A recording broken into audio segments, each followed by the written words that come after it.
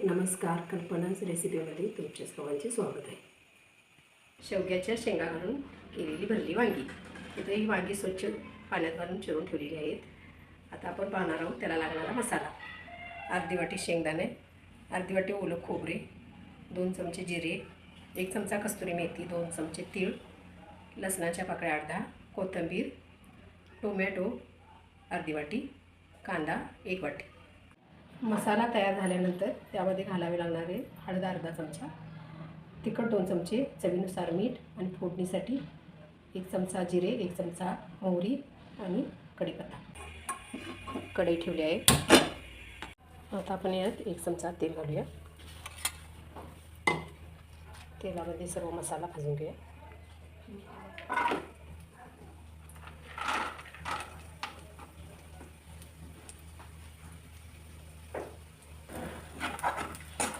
आपण जिरं, कस्तुरी मेथी, तीळ,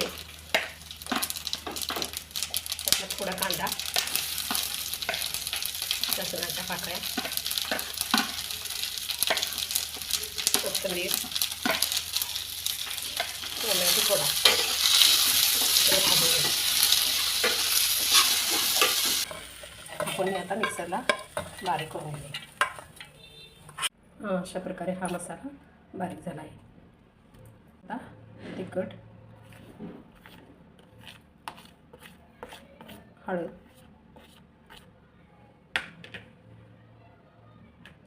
चवीनुसार मीठ,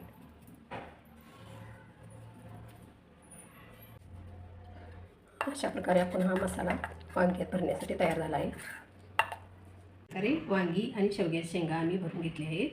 हे उरलेले आता आपण वांग्याची भाजी करून घेऊया.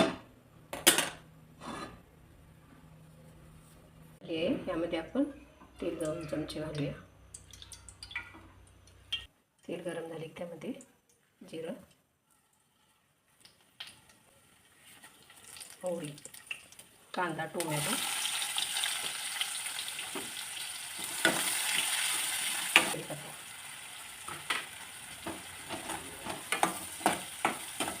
लालसर कलर येते भाजून घ्यायचं. कांदा छानपैकी भाजला आहे. त्यात गॅस कमी केले. त्यामध्ये 1 चमचा तिखट घालायचा, तोडलेला मसाला,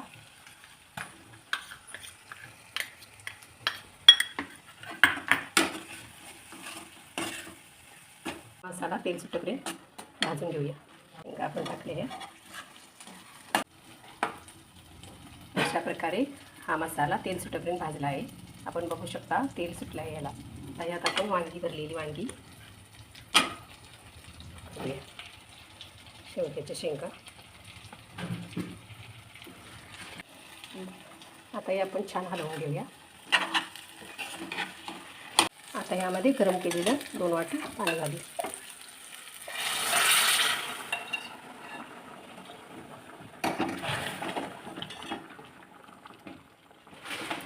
आता याच्यावरती झाकण ठेवून 10 मिनिटं शिजवून घ्या.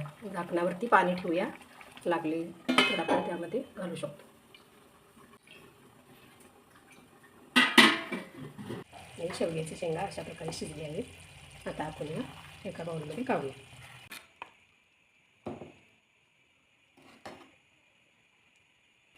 कोथिंबीर, ओलं खोबरं घातलं. वांग्याची आणि शेवग्याच्या शेंगाची भाजी आम्ही बनवली आहे. ही तुम्ही घरी करून पहा आणि लाईक करा आणि शेअर करा.